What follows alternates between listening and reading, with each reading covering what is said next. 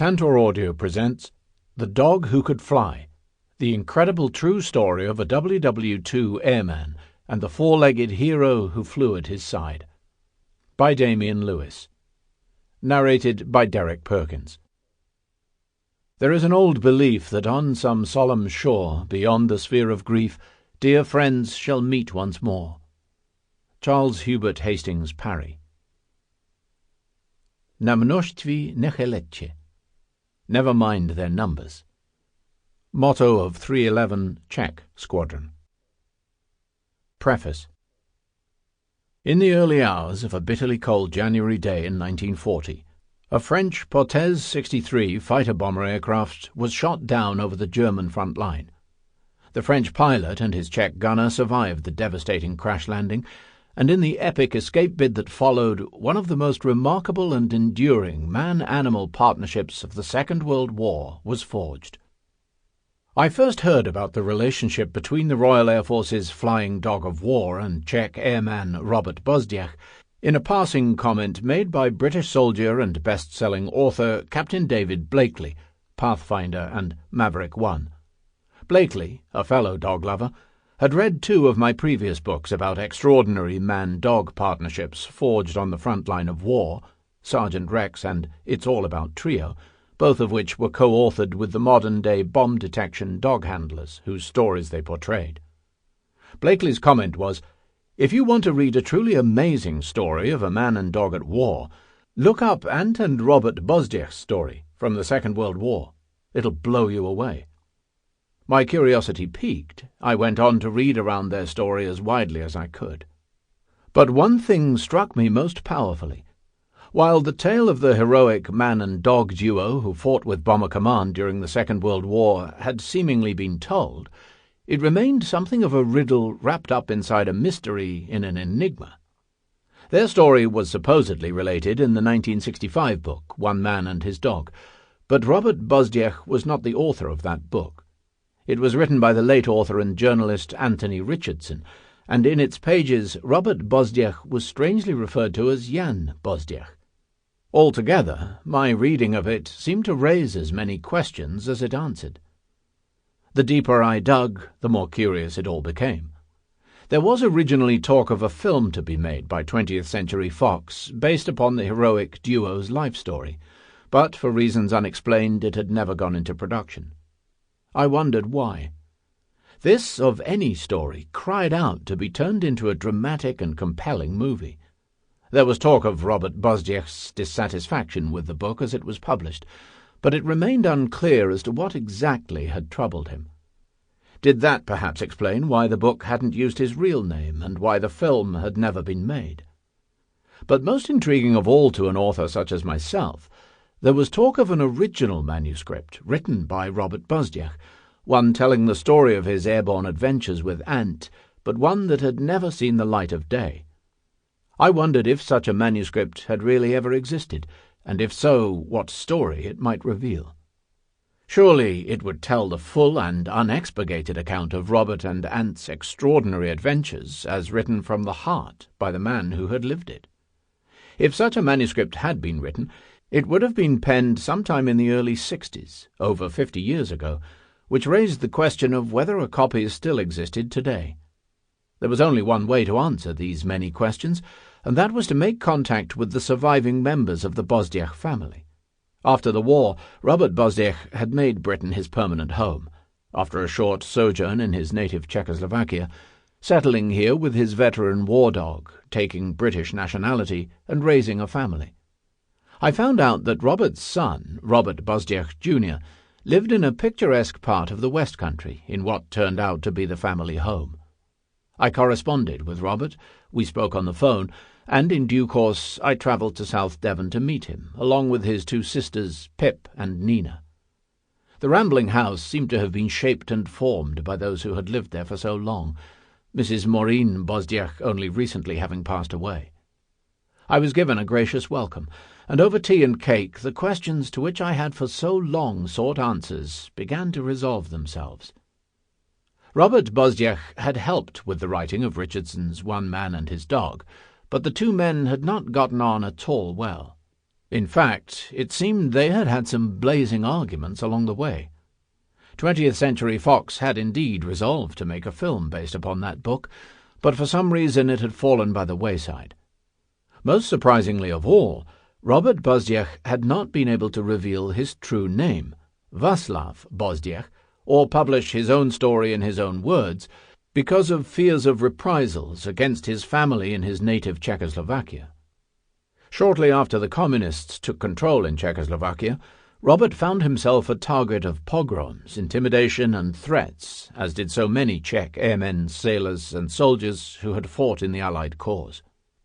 In a form of collateral damage resulting from the Cold War, any Czech with military links to the West was seen as being a potential enemy of Czechoslovakia, a state that then formed a part of the Soviet bloc.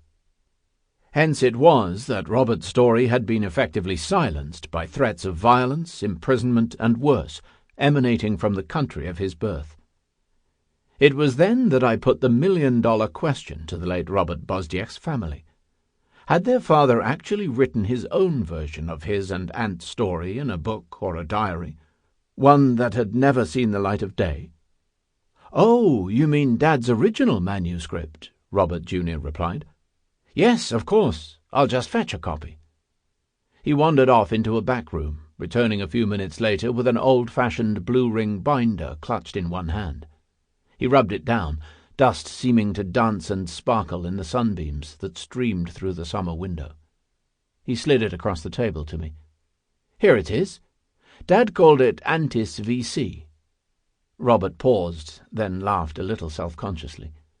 "It's far better than anything else that's ever been written." "I'm sure it is." I flipped open the file and read the first line of a neatly typed manuscript. The author, who served with distinction in the RAF during the last war, has lost touch with most of his old comrades. Perhaps this book may reach and reunite them. I glanced up from the page.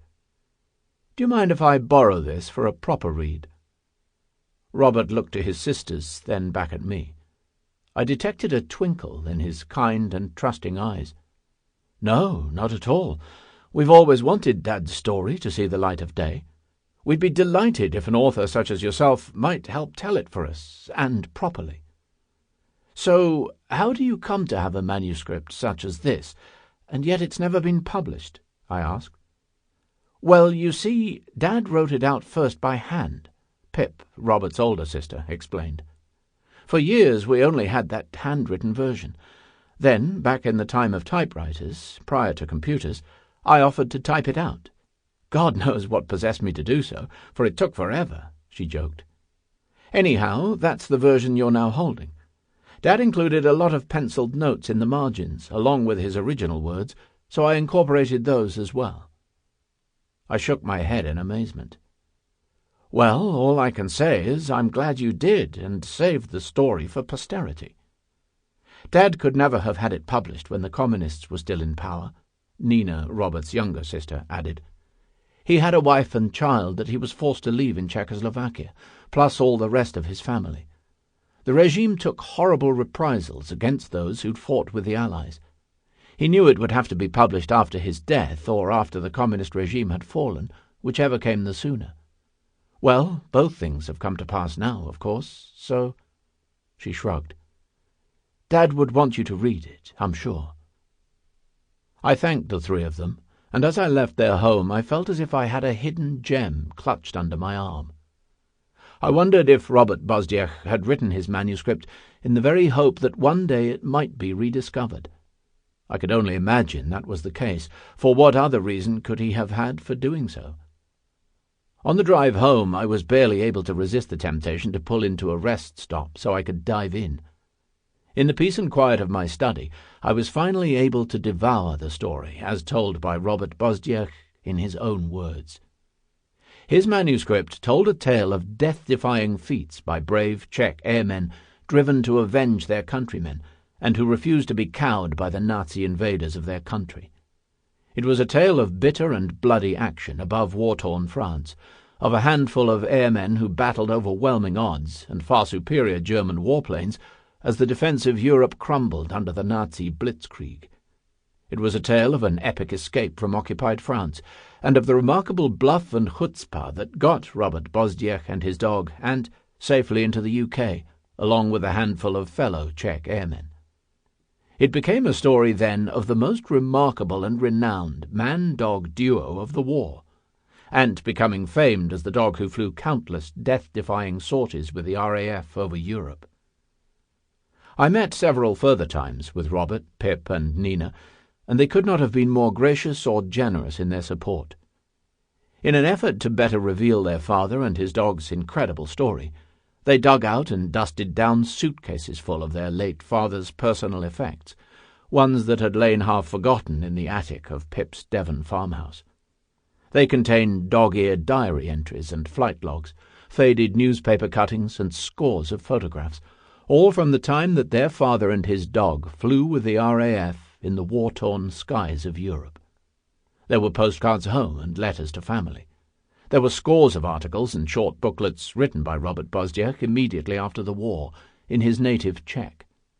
There were even some ancient 4-inch reel-to-reel tape recordings, ones that contained Robert's voice telling his and Ant's story in his own words, seemingly something to do with the widespread media coverage that he and his dog had enjoyed immediately after the war. Remarkable. What emerged from this plethora of material was, above all else, a story of the unshakable and unbreakable love between one man and his dog, a love that enabled the duo to survive numerous brushes with death in a way that seemed to defy comprehension. Ant, or Antis as he was subsequently renamed, was the only dog to fly and fight with the RAF's bomber command. He was repeatedly wounded on the ground and in the air, and shot down under fire. He had had his own doggy oxygen mask crafted for him by the Bomber Command technicians, and his ever more extreme brushes with death meant that he must have had many more than a cat's 9 lives. In short, the story as revealed in Robert Bozdiech's original manuscript and the associated materials was a gripping account of the most celebrated partnership between man and dog of the Second World War, a tale that remains unparalleled to this day.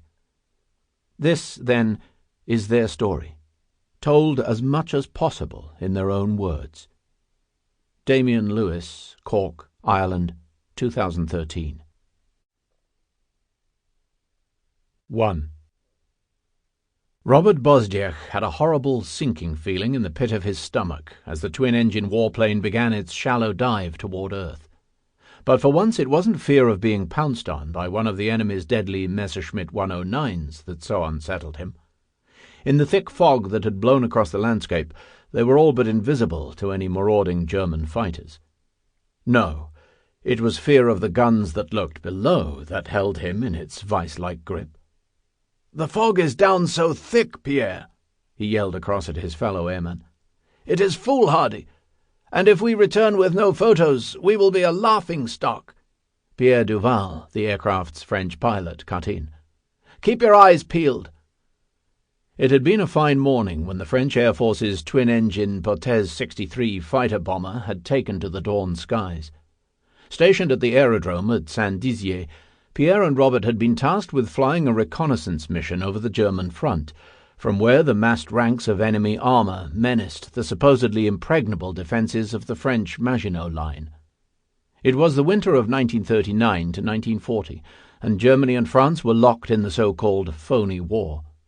But there was nothing very phony about it from Robert's perspective, when flying a French aircraft that was 100 kilometres per hour slower than the nimble German fighters that stalked the skies above them. As he hunched over his twin machine guns in the rear gunner's seat, he couldn't help but notice how thick the fog had become. It was condensing in thick rivulets that cascaded down the plexiglass turret. Both a spirited maverick and a man of real principle, Robert had refused to bow to the jackboot of Nazi oppression as their forces had invaded his native Czechoslovakia several months before. He had escaped and made his way to France, and after a short stint in the French Foreign Legion had returned to what he had learned well in the Czech Air Force, serving as a turret gunner on a Hunter-bomber aircraft. But what he hadn't quite bargained for was the difference in temperament between himself and some of the more flamboyant French aircrew. Lacking little in terms of sheer guts and bravery, the Czech airmen tended to be a level-headed and a solid bunch. By contrast, Pierre Duval, the aircraft's pilot and captain, had a tendency to be impetuous and unpredictable, as today's mission was about to prove. Sure, it was a brave move to dive headlong into the fog directly above the German lines, in the hope that Robert might be able to grab a few reconnaissance photos, but it was also a distinctly suicidal one. No sooner had the aircraft begun to emerge from the lower reaches of the fog, its outer edges trailing tendrils of water vapour like wisps of smoke, than the air was rent by the pounding percussions of anti-aircraft fire. The German gunners had heard them coming and were poised to strike. The aircraft was too low to be targeted by flak, but all around them the air was laced with the angry red trails of murderous tracer fire. Their controlled descent through the mist was over in a matter of seconds. In spite of Pierre's desperate manoeuvres, the German gunners quickly found their mark. Rounds ripped through the thin fuselage and shattered the plexiglass cockpit. As smoke and fire bloomed from the port engine, Robert sensed that they were going down. They were barely 200 feet above the snowbound earth when he saw the port propeller die completely and felt the enemy fire tearing into their starboard engine. Robert braced himself for the impact of a crash landing, or worse. The hard, frozen ground was rushing up to meet them, a wide expanse of glistening snow lit here and there a fiery red by the tracer fire. Barely minutes after they'd first been hit, the belly of the aircraft impacted with a terrible tearing of metal. The stricken warplane lifted once, settled again with an ear-piercing screech, and ploughed toward a patch of dark woodland. The doomed aircraft was thrown savagely around as its left flank caught on a thick trunk, and with a tearing of steel the wing was ripped clean away. By the time it came to a juddering halt, half buried in the snow and with its crumpled nose cone embedded in the thick foliage, Robert had lost consciousness. He came to with little sense of where he was or how much time he might have lost. For an instant he mistook the thick wisps curling all around him for fog, and then the acrid smell of burning hit him. The very idea that their aircraft might burst into flames at any moment brought him back to reality with a savage jolt. Choking from the acrid smoke, he reached down, groped for the release catch on his safety harness, flipped it free, and stretched up to clamber out onto the surviving wing. As he did so, he felt a stabbing, burning pain shooting through his chest, no doubt the result of the safety harness biting into him upon the sudden impact of the crash landing. Having dragged himself out of the shattered turret, Robert half-tumbled the short distance to the ground and began to stumble away from the wreckage. After a few paces he collapsed into an exhausted heap on the snow, the shock and the trauma of being shot down overwhelming him. For a few seconds he lay there, struggling to regain his breath and fighting back the waves of nausea, before a thought struck him with the power of a speeding steam train. Pierre. Where is Pierre? Robert searched with his eyes, scanning the wreckage and the tangled, splintered mass of bare winter branches all around him. The fog seemed almost to reach the ground, mingling with the steam and smoke rising from the crumpled remains of the aircraft. It was an eerie, ghostly scene, one made all the worse by the fact that there was no sign of the French airman. He risked a call. "Pierre! Pierre! Are you there?" There wasn't the barest hint of a response. Apart from an angry hissing where the aircraft's hot engines met the snow, all was quiet. The Germans must have seen the fighter-bomber go down. From what Robert knew of how Pierre had thrown the aircraft around during their final few seconds, he figured they must have crash-landed somewhere in the no-man's land between the French and German lines. A flare of angry red in the aircraft's fuselage drew his eye. They'd been carrying over 1,000 litres of fuel at takeoff, and barely a third of that had been used. Robert sensed what was about to happen, and he knew exactly what he had to do. Pierre might well be dead. In fact, being in the front seat of the cockpit, he more than likely was. But that wasn't going to stop Robert from making an attempt to find him, no matter if the aircraft was about to burst into flames. Scrambling back onto the wing, he yelled out the Frenchman's name, but there wasn't a word of reply. As he peered into the shattered cockpit, he sensed the glowing licks of flame all around him, the fire beginning to take deadly hold. At the same moment he spotted a figure slumped over the aircraft's controls, his head twisted at an unnatural angle. It looked as if the silly bastard had broken his neck, but from this distance Robert couldn't be absolutely sure. He reached forward and snatched at the remains of the cockpit hatch, dragging it open. As he did so, he felt a stab of agony in his hand from what had to be a broken or sprained finger. Ignoring the pain and the frightening smell of aviation fuel that filled the air, Robert leaned in and felt for the pilot's release catch. He found it and pressed hard, but at the very moment that the metallic thunk signaled to him that Pierre was free, he heard a terrifying sound from below. There was a hollow, evil crackling as fire rippled along the fuselage.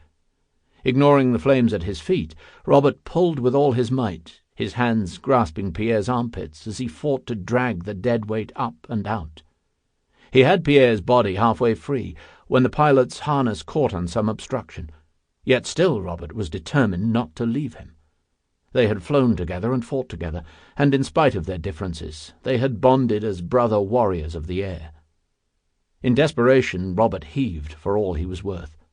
Not a moment too soon, the harness came free, and Pierre with it, and Robert found himself falling backward. He landed in a snowdrift, the weight of the Frenchman driving him deeper into the cold whiteness. Above them, the fuselage was awash with flame, and Robert knew it was only a matter of moments before one of the fuel tanks caught, rendering the wrecked aircraft a white-hot, seething fireball. With his arms gripping Pierre's flight jacket, Robert struggled backward through the snow, dragging the Frenchman farther from the wreckage. He'd gone about 30 paces when there was a massive explosion as the aircraft's fuel tanks ignited. Robert felt himself thrown backward by the blast as a wave of heat and fire washed over him. Burrowing deeper into the snow and forcing the Frenchman down alongside him, he did his best to shelter himself from the searing heat and from what he knew was coming. An instant later, the aircraft's ammunition started to explode as it roasted in the inferno. The silence was torn apart by the terrifying snarl and roar of bullets ripping through the air. It would be just his luck, thought Robert, to have survived a suicidal French pilot and the German guns, only to be killed by their own bullets exploding. It was then that he remembered the full extent of their predicament. They were far from safely out of this one yet. They were well within sight of the ridge to their south, which marked the mighty trenches and bunkers of the German Siegfried Line. If the enemy hadn't seen exactly where their aircraft had gone down, they were bound to know now, for a giant black fist of smoke had punched upward from the fiery inferno. Just as he was wondering how they might make their getaway without being gunned down by the Germans, Robert heard a faint groan from the figure lying in the snow at his side. Moments later, the French pilot had struggled into a sitting position, apparently oblivious to the bullets and shrapnel zipping past like a swarm of angry hornets. "Bloody keep down!" Robert yelled at Pierre as he wrestled the wounded Frenchman back into the snow. "Keep down!" "I've hurt my leg," Pierre groaned confusedly. "Bugger your leg," Robert shot back at him. "If you don't keep down, you'll lose your bloody head as well." Robert managed to keep the Frenchman still until the worst of the explosions had died away. The aircraft was still burning fiercely, but it seemed as if the ammunition had mostly spent itself. Robert felt a crushing, leaden fatigue, but he knew they were finished if they stayed where they were. Sooner or later a German search party would reach them, and he knew well what that would mean. There was a price on Robert's head as a Czech fighting for the French. The Germans would send Pierre to a prisoner of war camp, but for him there would be only a bare post before a bullet-pocked wall and the firing squad. "Wait here," he told Pierre, who seemed pretty much unable to move. "We've got to get a look at that leg of yours, and I need to find us some cover." Rising to a kneeling position, Robert spotted what looked like an old farmhouse 100 yards or so to their north. He hadn't seen it during the crash landing, but as the smoke and heat from the burning aircraft drove off the mist, more and more of their surroundings were becoming visible. Leaving the fiery remains of their aircraft to his rear, Robert began crawling through the trees toward that patch of cover. As he did so, he realized that the woodland in which they had crash-landed was actually an orchard, one that backed onto farm buildings. He stopped a good few yards from the farmhouse and studied it closely. He didn't think for one moment that it would be occupied, sandwiched as it was between the German and French lines, but you could never be too careful. He couldn't detect the barest trace of footsteps in the thick drift outside the door. The snow had lain on the ground for weeks now, and it looked as if the farmhouse must have been abandoned shortly after the Germans had started to shell the French lines. Robert moved forward at a crouch, sticking to the cover of the trees to keep himself hidden from any watchful eyes. Skirting a rickety outhouse, he reached the back door, a wooden affair whose glass panes must have been blown out during the shelling. Robert reached through the broken glass, felt a key still in the lock, turned it, and with one hand eased open the door. With his other he drew his revolver, and with that thrust before him, he moved into the dark interior. A smell hit him immediately, one of a damp and airless neglect, and of fireplaces long unlit. He didn't doubt for one moment that this place was deserted. He was in what was clearly the living room, with a long wooden dining table pushed against one wall and a stone fireplace opposite. He ran his free hand along the tabletop and brought it away coated in a thick film of dust. Plaster had fallen in chunks from the ceiling, a result of the repeated shelling. He glanced at the grate, and the ashes lying there were cold and black from where rain and snow had made their way down the unlit chimney. He crossed the room and turned left into what was obviously the kitchen. A wide fireplace was stacked high with thick oaken logs, piled up beside an iron stove. A blackened pot lay atop the stove, and Robert half expected it to be full of a mouldering stew. It seemed that whoever had lived here had left the place in a terrible hurry. Above him, the feeble winter light filtered in through a hole blasted clean through the roof, broken slates framing its jagged edges and scattered across the floor. For an instant, Robert stood completely still and listened. As a boy growing up in his native Bohemia, he had spent many an hour tracking animals in the forests and mountains.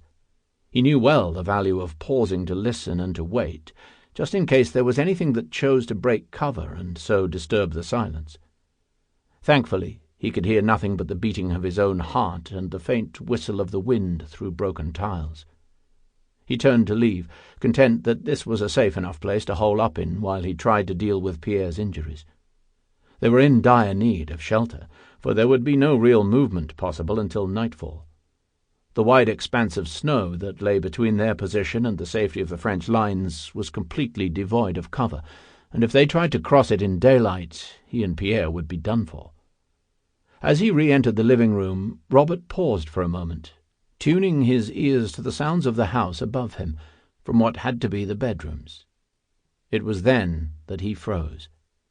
Faintly, almost imperceptibly, he'd caught the most unexpected and worrying of noises. For an instant he told himself that his ears had to be playing tricks on him, but as he strained to hear, he caught the noise again. From behind him came the distinct and eerie suggestion of snuffling. It was such an unexpected noise to have detected here, in this ghost house deep in no-man's land, that it sent shivers up his spine. It sounded almost as if someone, some being, was back there in the kitchen and gently snoring. He turned soundlessly, and with his pistol thrust before him he retraced his steps, tracking the ghostly noise. As far as he could tell, it seemed to be coming from beneath an upturned chair, set to one side of the kitchen stove, beside a pile of rubble. Robert cocked the pistol and fixed the sound with the cold steel of the barrel.